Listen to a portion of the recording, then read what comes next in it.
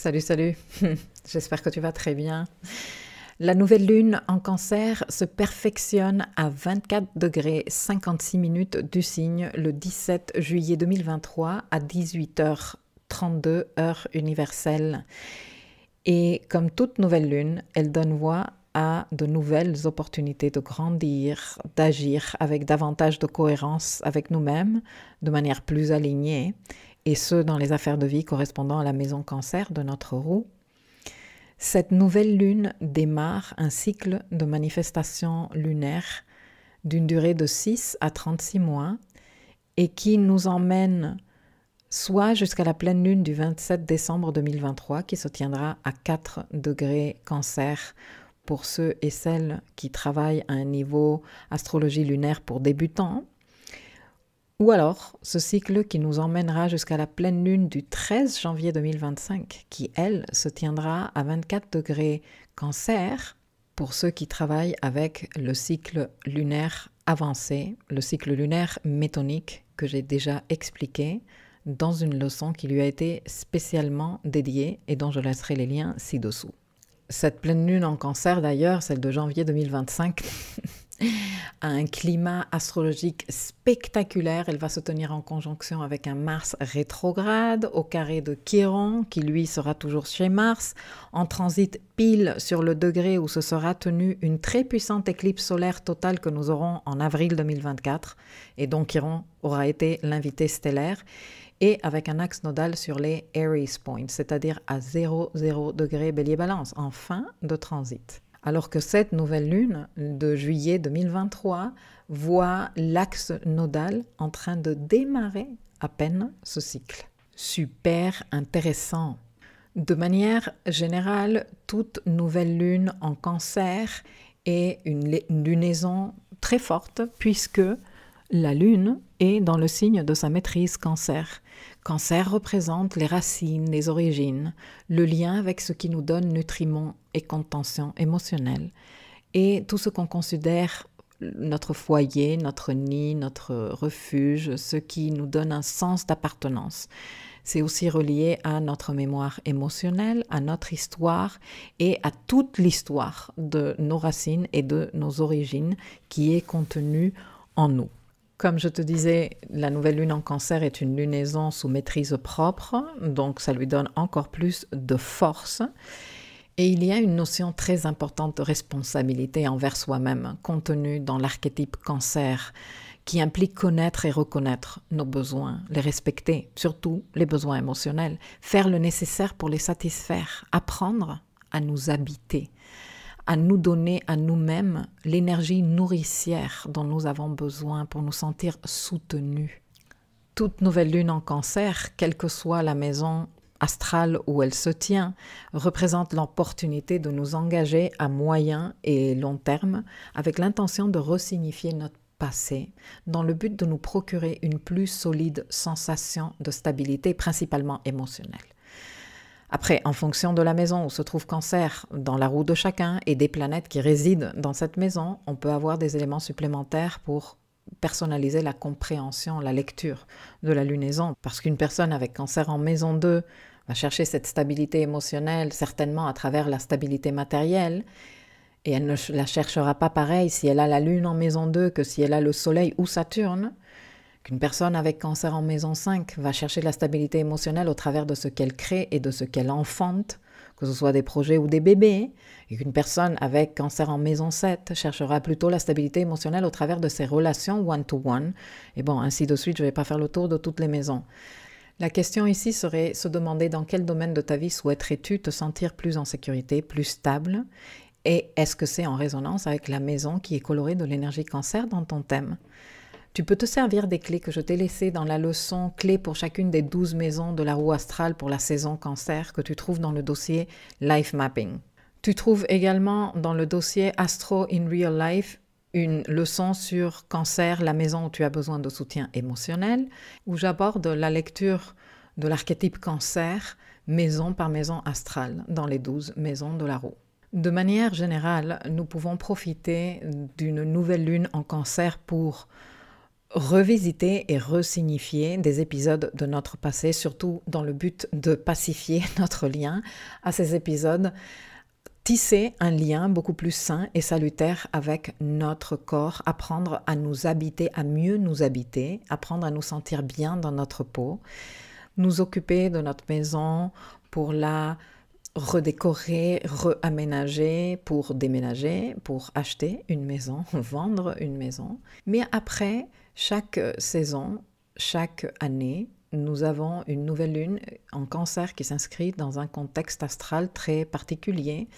Et en 2023, cette nouvelle lune représente aussi l'opportunité de renoncer à certaines fantaisies, d'abandonner de vieux idéaux, de créer un nouveau sens d'appartenance plus sain, moins dépendant, et même de trouver des voies, de rompre avec une façon habituelle de faire certaines choses qui, de toute évidence, ne sert plus à ton évolution.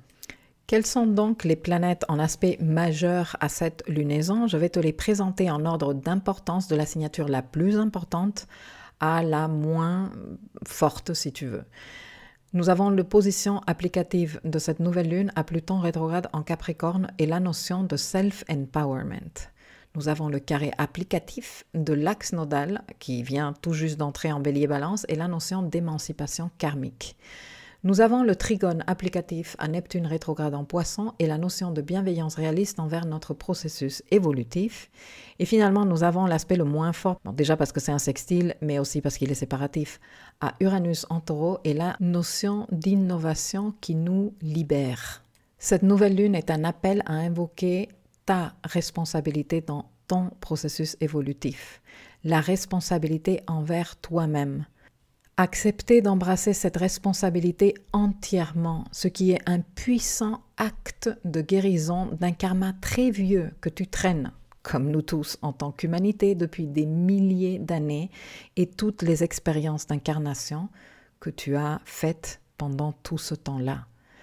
Accepter d'embrasser cette responsabilité inconditionnellement équivaut à prendre la main sur ton enfant intérieur et arrêter de le laisser phagocyter ta vie et ton expérience d'incarnation. Cette lunaison se tient au carré de l'axe nodal avec le nœud nord en transit pile où s'est tenue l'éclipse du 20 avril 2023. La lune et le soleil se trouvent d'ailleurs en conjonction presque sur le mi-point entre éclipses. Et pour cette raison, cette lunaison fait partie du travail que l'éclipse du 20 avril a déclenché. Les affaires de notre maison Bélier sont très fortement reliées à cette lunaison. Et comme cela a été une éclipse solaire de le Nord, celle que nous avons eue le 20 avril 2023, il s'agit d'une désidentification avec un narratif de type Bélier dans la maison où elle s'est tenue. Et comme il y a Chiron en Bélier et que nous aurons en plus en 2024 une éclipse en conjointe à Chiron qui est en lien aussi avec cette lunaison comme je te l'ai expliqué tout à l'heure, il y a une importante guérison à faire dans notre dimension individuelle et l'expression que nous faisons de l'énergie masculine, qui d'ailleurs est celle qui nous permet de promouvoir l'individualité. C'est grâce à notre énergie masculine que nous faisons notre travail d'émancipation, que nous poursuivons notre processus d'individuation. Je sais que le narratif New Age sur la non-dualité promeut juste le contraire et d'une certaine façon, c'est relativement vrai. Nous sommes un, etc., etc. Mais là, nous sommes dans une expérience incarnée.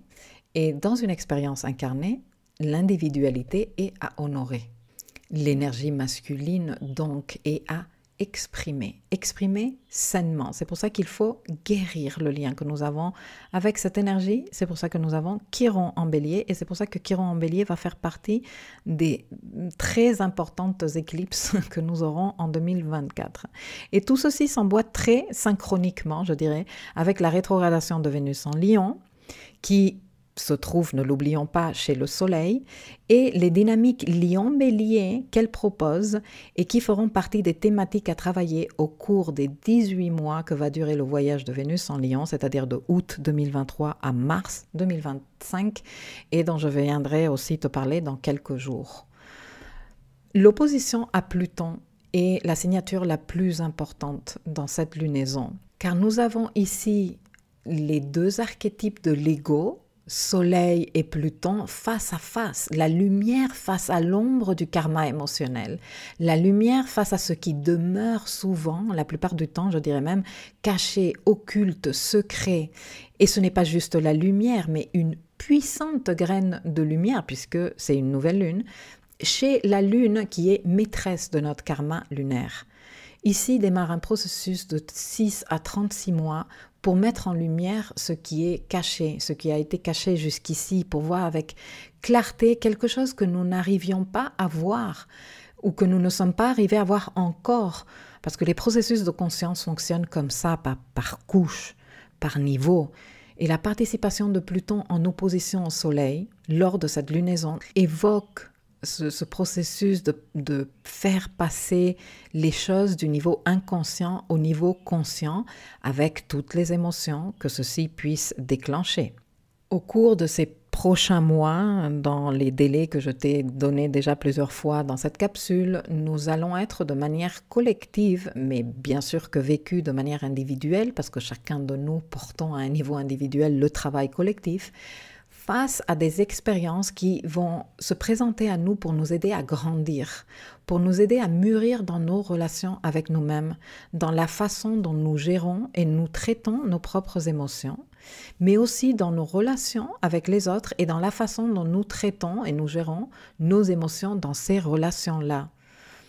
Ces expériences ont un potentiel énorme de guérison au travers de nos facultés d'intelligence émotionnelle. L'intelligence émotionnelle est un terme usé et abusé de nos jours qui donc a perdu fortement de la valeur sémantique, mais ce terme implique l'intelligence que nous développons pour vivre avec nous-mêmes, pour avoir une expérience émotionnelle intérieure de meilleure qualité, nous relier à nos expériences intérieures et à notre monde intime. Et ces facultés, cette intelligence nous permet également de créer des dynamiques relationnelles beaucoup plus saines, beaucoup plus équilibrées avec ceux qui nous entourent. Ceci demande d'un travail ordonné, d'un travail éduqué, d'instruction de qualité, d'un travail aussi régulier pour développer des manières plus saines, plus constructives de gérer notre dimension émotionnelle. C'est donc un apprentissage et comme toute intelligence, elle est développable.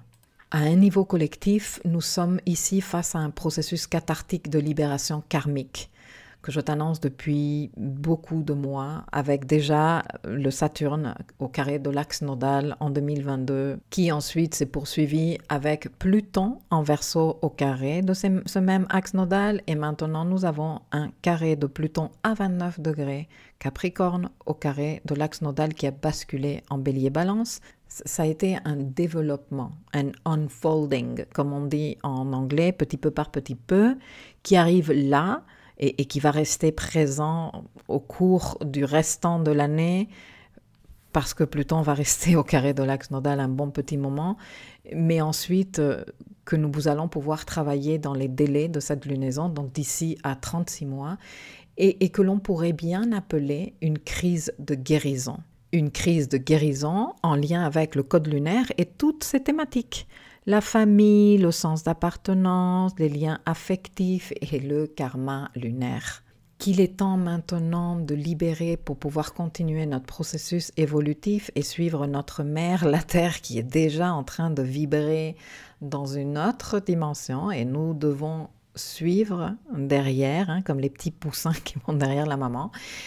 Et que j'ai déjà abordé dans plusieurs leçons, je ne me rappelle pas combien, mais je te laisserai les liens ici parce que si le sujet t'intéresse, et je t'encourage fortement à ce que tu t'intéresses à ce sujet, vu l'ampleur du boulot et comment c'est méga collectif, dans ces leçons, tu trouveras suffisamment d'arguments pour comprendre les implications karmiques de tout ça. Mais bon, cette crise de guérison demande un grand courage. Parce que nous devons faire face à une peur très puissante, parce que c'est Pluton quand même, c'est pas n'importe qui, très ancienne, qui nous a soumis à des pouvoirs abusifs, manipulateurs, plutoniens. Et ceci est également relié au travail proposé par le carré à l'axe nodal. Maintenant, je précise pour celles et ceux qui auraient besoin de réécouter ceci, que la guérison ne se fera pas toute seule. Ça ne va pas être Pluton en opposition, ni le carré à l'axe nodal, ni la nouvelle lune qui va faire le boulot. C'est le climat astral, il résonne avec ce qui est à notre disposition comme énergie. Ce que nous allons choisir ou pas de faire avec cette énergie dépend de beaucoup de choses. Ça dépend de notre conscience, de notre volonté, et bien sûr tout ça est soumis à la loi du libre arbitre. Si le choix individuel est de ne rien faire, de faire l'impasse, de ne pas suivre la voie évolutive, la guérison, je suis désolée de te le dire, n'aura pas lieu. Mais il y aura un autre moment cyclique qui viendra pour proposer de nouvelles opportunités, parce que c'est comme ça. C'est comme ça que ça fonctionne, c'est ce qu'on appelle les cycles karmiques. Maintenant, ceux et celles qui sont dans un point de leur expérience d'incarnation, de conscience, où ils se disent « c'est bon quoi, j'ai fait le tour, j'ai compris mon pli karmique et je veux m'en libérer », ceux-là vont prendre les mesures nécessaires pour s'en occuper. Et cette prise d'initiative active est d'autant plus importante que le grand carré qui nous occupe ici, donc Pluton 29 degrés Capricorne, Lune et Soleil 25 degrés Cancer, l'axe nodal en Bélier Balance, est un grand carré de modalité cardinale. Une très forte tension qui appelle à une prise d'action volontaire, à un leadership personnel. Si tu es en train d'écouter ce message, peut-être que tu veux te motiver, prendre ton courage à deux mains et dire « c'est bon, je vais invoquer mon leadership personnel et je vais faire une prise d'action volontaire pour dépasser ce karma. » Merci à toi dès à présent. Je tenais quand même à préciser ceci pour éviter les attentes enfantines de « nous allons être sauvés par la nouvelle lune » ou « c'est l'opposition de Pluton et le carré à l'axe nodal qui va nous guérir » ou nous libérer de ce karma. Non. Le karma se libère au travers d'actes courageux, 100% intentionnels et en pleine conscience. Ce cycle de manifestation lunaire pourrait également nous livrer des secrets qui sont restés longtemps enfouis sous terre et une nouvelle découverte archéologique pourrait nous surprendre, peut-être la découverte de l'ossature d'un animal préhistorique qu'on ne connaissait pas ou d'une forme évolutive d'un animal historique qu'on n'avait pas encore vu, les restes d'une cité ancienne qui émerge en plein milieu de la jungle comme ça, de vieux documents qui sont restés pendant des siècles offusqués et que l'on retrouve maintenant et qui viennent nous livrer des informations qui avaient resté occultes ou secrètes. Tu vois, ce genre de choses que l'humanité n'était pas encore prête à voir et qui se dévoilent lorsque nous sommes prêts, de par le principe d'offuscation, que j'ai abordé en long, en large et en travers dans une très longue, très recherchée, très sourcée et très ésotérique leçon que j'ai appelée le principe d'offuscation. Je te la laisserai ci-dessous, c'est presque un documentaire, elle dure, je ne sais pas, 1 heure et quelques, mais elle est super intéressante, franchement. Dans la deuxième partie de cette leçon, je vais aborder la dimension personnelle et individuelle, non seulement de l'opposition à Pluton, mais de tous les aspects majeurs à cette lunaison. Donc, dans la suite de cette leçon, tu vas trouver 3 audios supplémentaires. Le premier, d'une durée de 20 minutes, où je détaille les aspects majeurs à cette lunaison et sa lecture individuelle, personnelle. Le deuxième, d'une durée de 5 minutes plus ou moins, où j'aborde cette nouvelle lune en Cancer 2023 du point de vue systémique. J'ai été obligée, parce qu'une lunaison en Cancer, en opposition à Pluton, au carré de l'axe nodal, j'étais obligée d'aborder le point de vue systémique. Et pour terminer, une capsule où je partage avec toi d'excellentes pratiques lunaires pour t'aider dans l'acceptation de cette importante responsabilité envers toi-même qu'invoque cette lunaison et le processus qu'elle démarre. Toute cette information se trouve désormais dans le dossier Live Mapping, dans la leçon sur la nouvelle lune en Cancer. Je te laisse les liens ci-dessous.